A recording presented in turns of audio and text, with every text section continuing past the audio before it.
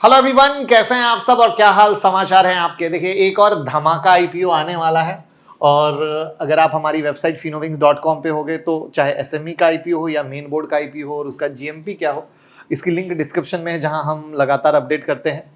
तो अभी ये आईपीओ आ रहा है जो आपके सामने दिख रहा है। आप किसी को भी चाहो तो यहाँ पर जाओ, पढ़ो, देखो, पूरा नॉलेज मिलता है।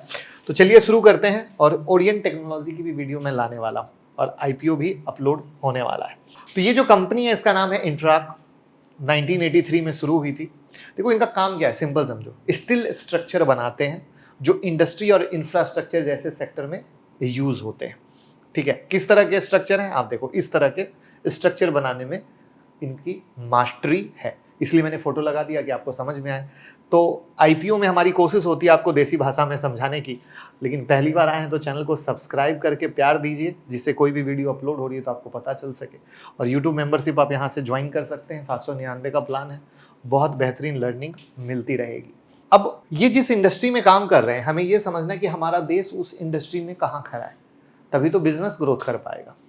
तो हमने क्या किया कि ग्रॉस फिक्स्ड कैपिटल फॉर्मेशन में, क्योंकि ये बताता है कि फिजिकल एसेट और इंफ्रास्ट्रक्चर क्रिएट करने में कितना इन्वेस्टमेंट हो रहा है, जो इकोनॉमिक ग्रोथ और डेवलपमेंट को बढ़ावा देने में इंपॉर्टेंट रोल प्ले करता है।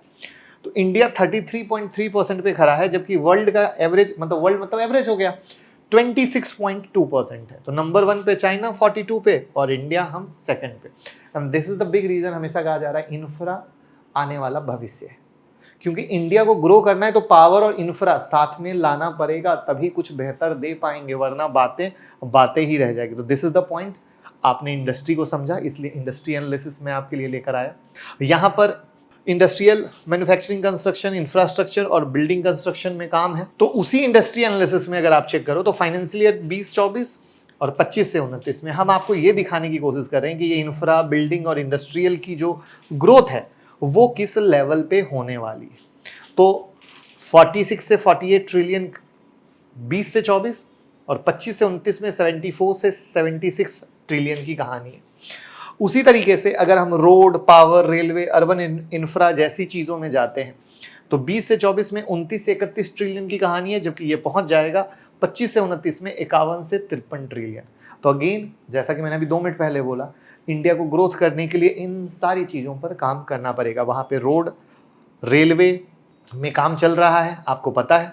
तो ये जो आईपीओ है 850 से 900 प्राइस बैंड का है। 19 अगस्त को खुलेगा, 21 अगस्त को बंद हो जाएगा। 600 करोड़ के करीब का इशू साइज है, जिसमें 200 करोड़ फ्रेश इशू है और 400 करोड़ के करीब का ऑफर फॉर सेल है। अच्छा, यहाँ पे एम्प्लॉय के लिए एक गुड न्यूज़ है। गुड न्यूज़ ये है कि ये जो प्राइस देखा 850-900, एम्प्लॉय के लिए डिस्काउंट है 85 रुपए पर शेयर का। तो कौन कौन कंपनी का एम्प्लॉय है कमेंट में जल्दी से बता दीजिए। वहां पर 22, 23, 24 3 साल का फाइनेंशियल हमने स्नैपशॉट डाला है। एसेट इंक्रीज कर रहा है, रेवेन्यू इंक्रीज कर रहा है, प्रॉफिट आफ्टर टैक्स अगर देखोगे तो मोटा मोटा फ्लैट ही खड़ा है। बट अगेन अच्छा ही है, निगेटिव तो नहीं है, गिरा तो नहीं है। नेटवर्थ में थोड़ी गिरावट है और बोरिंग जो कर्ज होता है वो बहुत ही तेजी से गिरा है। Net cash flow from operating activity बहुत बढ़ा है, जो एक पॉजिटिव है। ऑपरेटिंग एक्टिविटी मतलब जो काम कर रहे हैं उससे नेट कैश फ्लो आ रहा है। बाकी इन्वेस्टिंग से घटा है, जहां भी इन्वेस्ट किया हो। फाइनेंशियल एक्टिविटी से भी घटा है, तो ये दोनों पॉजिटिव नहीं है, बट ऑपरेटिंग एक्टिविटी से होना पॉजिटिव माना जाएगा। अब यहां पर हमने क्या किया कि कहां पे ये खड़े हैं वैल्यूएशन वाइज। तो आरओई, आरओसी तो सबसे पहले देख लो 20 और 25 के करीब का है, तो 15% से ऊपर अच्छा होता है। डेट टू इक्विटी 0.11 है, तो माइनर कर्ज की कहानी है। पी देखो तो 17.36 है, इंडस्ट्री पी 65.56 है, यानी वैल्यूएशन वाइज काफी जेन्युइन वैल्यू पे खड़ा है। अगर इनके कॉम्पिटिटर को आप देखेंगे तो कॉम्पिटिटर में आप ये देख लो, अर्निंग पर शेयर मैं हमेशा कहता हूँ इंपॉर्टेंट है। वहां पर ये जो कंपनी आईपीओ ला रही है इसका ईपीएस 58 के पास का है, जबकि इनके कॉम्पिटिटर का दूर दूर तक नहीं है। और वैल्यूएशन सस्ता है, वो तो मैंने आपको बता ही दिया है। यहाँ पर ये प्रोमोटर की होल्डिंग है, जिसमें कौन कौन स्टेक सेल कर रहे हैं उसको हमने यहाँ से हाईलाइट किया है, जो अपने होल्डिंग को बेच रहे हैं। अब सवाल होता है कि पैसे क्यों रेज कर रहे हैं, पैसा क्यों चाहिए।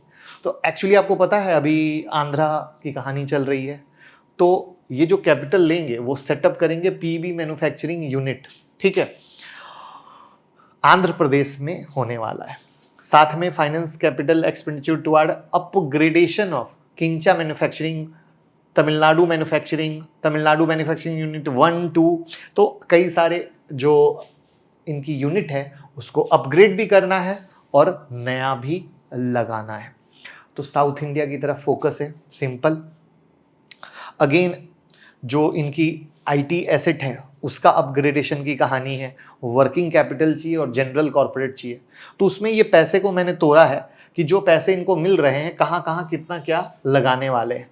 तो capital expenditure towards setting up project तो 585 मिलियन में हो गया, अपग्रेडिंग मैन्युफैक्चरिंग में 192 हो गया, आईटीएस एसेट अपग्रेड में 113 हो गया, मिलियन में है भूलिएगा मत, और वर्किंग कैपिटल में 550 है। तो अब पॉजिटिव क्या है और निगेटिव क्या है? तो भैया अच्छी कंपनी है और जो ये engineering pre engineering set steel building setup में है उसमें अच्छा काम कर रही है। इंफ्रा में ग्रोथ, तो इनका ग्रोथ होगा। इनके पास ना कोई लॉन्ग टर्म डेट है ऐसा कुछ खास, ना कोई शॉर्ट टर्म डेट है ऐसा कुछ खास जिससे टेंशन किया जा सकता है। अभी स्टील के प्राइस गिरे हैं तो वहाँ पर इनको फ़ायदा है, बट क्योंकि रॉ मटेरियल ही यही है, बट ये फ़ायदा है तो नुकसान भी है। यानी जिस समय स्टील के प्राइस अगर बहुत तेज़ी से बढ़ेंगे तो उस समय इन पे इम्पैक्ट भी दिखेगा, तो ये भूलिएगा मत कभी भी। वैल्यूएशन तो अच्छा है ही, फाइनेंशियल अच्छा है ही। वहाँ पर अब इनको फ़ायदा क्या मिल सकता है? जो सरकार का रुख है, आत्मनिर्भर भारत, पीएलआई स्कीम, भारतमाला परियोजना, सागरमाला जैसी जो सरकार की बहुत सारी जो योजना चल रही है, वो एंगल में इनको फायदा हो सकता है अगर मिले तो। निगेटिव क्या है? तो भैया स्टील का बिजनेस, रॉ मटेरियल की एबिलिटी और कॉस्ट जो मैंने स्टील के समय बताया, सस्ता महंगा, तो वो एक इनके फाइनेंशियल के फ्लक्चुएशन में बहुत अहम रोल प्ले करता है। रॉ मटेरियल के लिए कंपनी कुछ ही सप्लायर पर डिपेंड है जिनके साथ कोई एक्सक्लूसिव एग्रीमेंट नहीं है, और जब धंधे का कोई एक्सक्लूसिव एग्रीमेंट ना हो तो डिले हो या कुछ भी हो वो एक इम्पैक्ट डाल सकता है। कंपनी का मोस्टली जो रेवेन्यू है रिपीट ऑर्डर से आता है। अब ये अच्छी बात भी है और खराब बात भी है। अच्छी बात ये है कि रिपीट आ रहा है यानी ट्रस्ट है। खराब बात ये है कभी भी किसी भी कारण से मन मुटाव हो जाए, बिजनेस रिलेशन खराब हो जाए तो वो ऑर्डर घट जाएगा। तो ये एक इंपॉर्टेंट है। जहां पे आप देखो 31 मार्च 2022 रिपीट ऑर्डर था 58.62%, 2023 में 80.42% और 2024 में 81.39%। तो ये एक ध्यान देने वाली बात है। अब जैसा कि इनका धंधा है, तो धंधा क्या है? साइक्लिक ही तो हुआ स्टील सेक्टर में। तो ये जो सेक्टर है साइक्लिकल सेक्टर होता है, वहां पर उनका प्रॉफिट भी अप एंड डाउन उसी तरीके से हो सकता है। तो ये मैंने यहां पर दिखाने की कोशिश की है कि पीबी इंडस्ट्री काफी डायनामिक होती है। जहां पर आप 2009 से लेकर 2023 देख लो तो फ्लक्चुएशन कंप्लीट दिख रहा है। और ये जो डेटा है पूरे इंडस्ट्री का है, यानी मान लीजिए पीबी में 10 कंपनी है तो उसके हिसाब से तो इसका फ्लक्चुएशन आपको दिख सकता है। ये समझना सबसे ज्यादा जरूरी है। किसी कंपनी में हम पैसा लगाते हैं, समझिए अभी ठीक है, कल खराब दिखा तो क्या सच में कंपनी खराब है या यहां पर इसके रिलेटेड भी खराबी आई है, वो प्लीज जरूर देखिएगा, तभी आप बेहतर समझ पाइएगा। अगर हम ग्रे मार्केट प्रीमियम की बात करें तो अभी ग्रे मार्केट प्रीमियम आया नहीं है, जिसके आधार पे कभी कभी जो आप लोग आइडिया लगाते हो ना क्या होगा कैसे होगा, तो वो अभी आया नहीं है। वो हम यहाँ पर हमारी वेबसाइट पर सब कुछ अपडेट करते रहते हैं, जैसे आएगा हम आपको बताएंगे। तो अगेन एक नई कंपनी, अच्छी कंपनी आपके सामने आ रही है, बस फॉलो करते रहिए, प्यार देते रहिए, लोगों के साथ शेयर करते रहिए। Thank you so much.